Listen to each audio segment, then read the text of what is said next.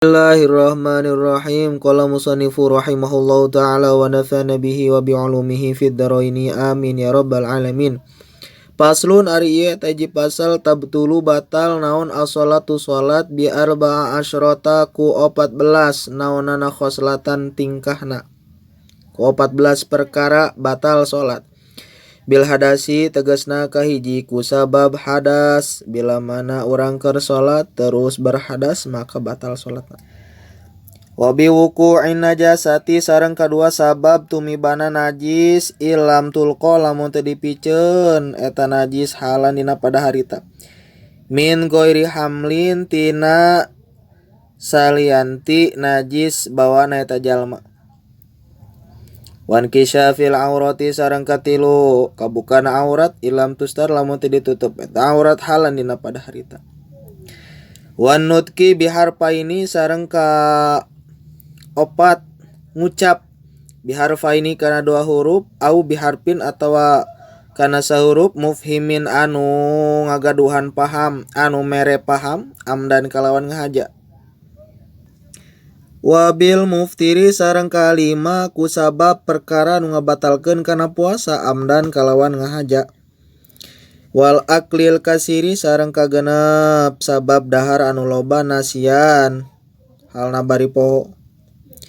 Wasalasi harokatin sareng ka 7 sabab 3 kali usik mutawaliatin anu tuluy-tuluy walau sahwan sok sanajan poho. Maksud usik di dieu nyaeta usik anu gede, gerakan gede.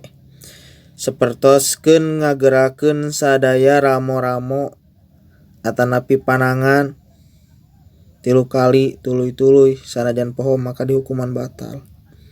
Anapun ngagerakeun salah sahiji ramo, 2 ramo kangge gagaro bari jeung ayeuna teu usik eta panangan teh tegasna dicicingkeun dina tempat anu ateul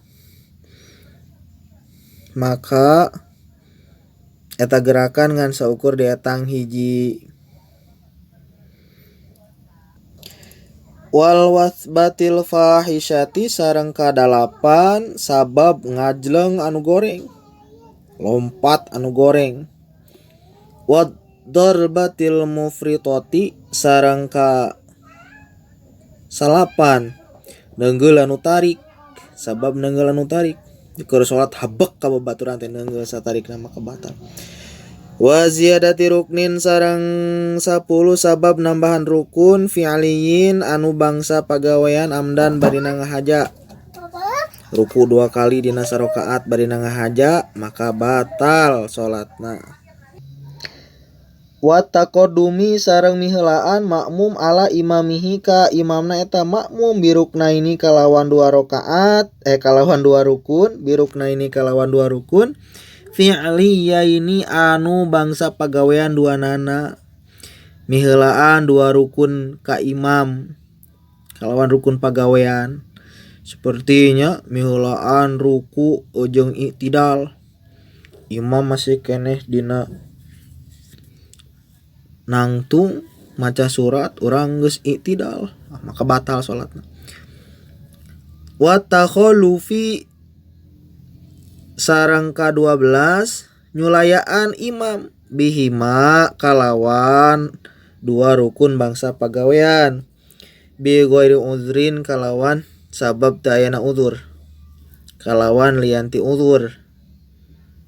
Ieu mah beda jeung imam lain miheulaan hungkul tapi beda. Imam sujud makmum geus nangtung. Imam ayeuna ruku makmum sujud. Masyaallah. Wa niyati sholati sareng ka-12 sabab niat megatkeun kana salat. Bersalat niat habis niat megatkeun salat niat tamat salat batal eta salatna.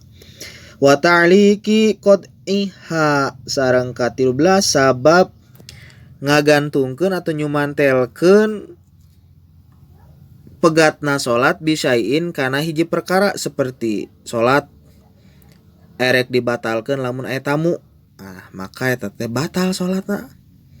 Wa taraddudi fi qad'iha sareng ka 14 mang atanapi ragu-ragu dina megatkeun salat, batalkeun ulah batal, maka batal salatna eta teh. Wallahu a'lam bishawab. Duh hapunten nu kasuhun bilih seueur sanes bilih deui nya pasti aya kelepatanana seueur. Hapunten nyuwunkeun dimaklumna nu mawi keterbatasan waktu sareng keterbatasan ilmu simkuring terutamina.